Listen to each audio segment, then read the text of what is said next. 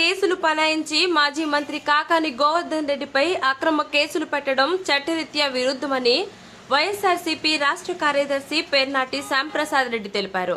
ఈ సందర్భంగా ఆయన నెల్లూరులో విలేకరుల సమావేశంలో మాట్లాడుతూ పొదలకూరు మండలం తాడిపర్తి గ్రామంలో ఉన్న రుస్తుం మైన్స్ లో అవినీతి జరిగిందని కేసు నమోదు చేయడం చట్టరీత్యా వ్యతిరేకతని తెలిపిన పేర్నాటి చేస్తూ ఉంటారు. సో ఈ విధంగా రకరకాలుగా చేస్తూ ఉంటారు. నేను మళ్ళీ కూడా చెప్తా ఉన్నాను, A1గా ఈ కేసులో నిందితుడిగా ఉన్నా కూడా నాకు హైకోర్టు నుంచి డైరెక్షన్ వచ్చే నాటికి నా మీద అట్రాసిటీ కానీ ఈ మందు పదార్థాలు అక్కడ దొరికిన దాఖలాలు కానీ వాటికి సంబంధించిన సెక్షన్లు ఆ రోజుకి లేవు కాబట్టి నాకు హైకోర్టు నుంచి డైరెక్షన్ ఇవ్వడం జరిగింది. అందులో A2కి A3కి వాకాటి శ్రీనివాసరెడ్డి కూడా సేమ్ నాకేదైతే వచ్చిందో అదేవిధంగా తనకు కూడా రిలీఫ్ రావడం జరిగింది.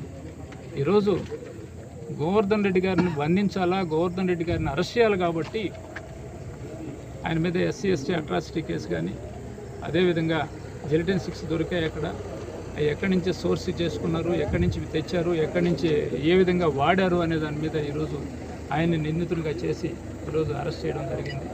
ఖచ్చితంగా గోవర్ధన్ రెడ్డి గారు రేపు బెయిల్ మూవ్ చేస్తారు. న్యాయం అనేది ఉంది కాబట్టి ఖచ్చితంగా తను తొందరలోనే బయట వస్తాడు.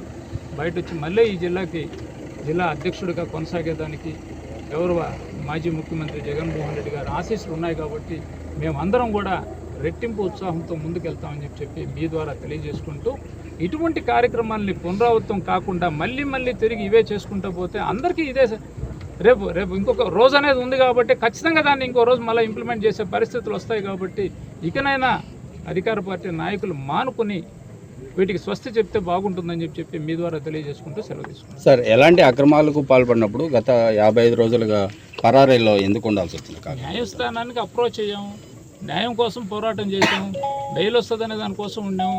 రానికుండా అడ్డుకుంటూ వచ్చారని మీకే తెలుసు ఏమేమి జరుగుతున్నది, హైకోర్టులో ఏం జరిగింది, సుప్రీంకోర్టులో ఏం జరిగిందని.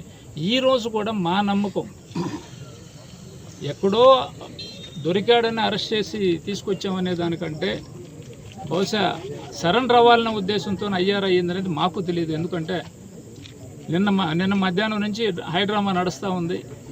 అరెస్ట్ చేశామని అంటారు, అధికారికంగా ప్రకటించరు. మీరే మీడియా ఛానల్స్లో చూస్తూ ఉండం, మేము అధికారికంగా ప్రకటించలేదని చెప్తా వచ్చినారు. ఇది ఏం జరిగిందనేది 1-2 రోజుల్లో మీ నోటీస్కే వస్తుంది కాబట్టి ఖచ్చితంగా మీ ద్వారానే మేము కూడా తెలుసుకుంటాం. సార్, అలాగే వైసీపీ ప్రభుత్వంలో కూడా కోర్టు వ్యాపారం జరిగింది, ఇప్పుడు ప్రభుత్వంలో కూడా జరుగుతుంది అంటున్నారు. అయితే ఇప్పుడు ప్రభుత్వం సక్రమంగా వ్యాపారం జరుగుతుందని చెప్తున్నారు, దానిపైన మీరేమంటారు?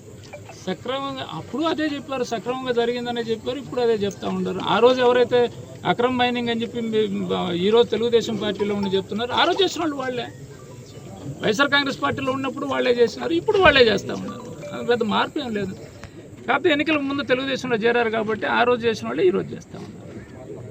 మరి ఈరోజు ముద్దాయిగా A5 ఉన్నాడు కదా, మరి ఆయనకి ఎట్లొచ్చింది, కృష్ణరాజు గారికి ఎట్లొచ్చింది రిలాక్సేషన్? మరి ఎందుకు కృష్ణరాజు గారిని ఎవరు పట్టించుకునే పరిస్థితుల్లో లేరు?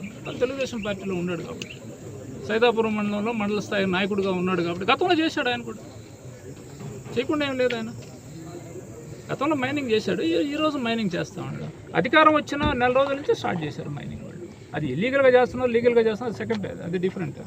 ఈరోజు మీరే చూస్తున్నారు, మీడియా ఛానల్స్లో కొడతా ఉండరు, అక్కడ ఇల్లీగల్గా జరిగింది. సాక్షాత్తు వెంకటగిరి శాసనసభ్యులు గారే మీడియా ముందుకు వచ్చి మాట్లాడారు. మీ మీడియా ఛానల్స్లో సోషల్ మీడియాలో వస్తేనే చూసాం మేము కూడా.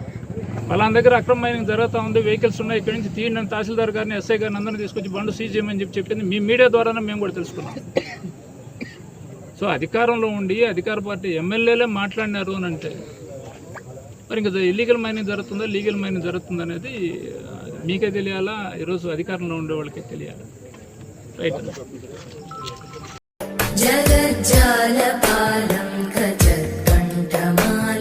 शरच्चन्द्रबालं महादैत्यकालं नभो नीलकायं दुरावारमायं सुपद्मासहायं भजेऽहं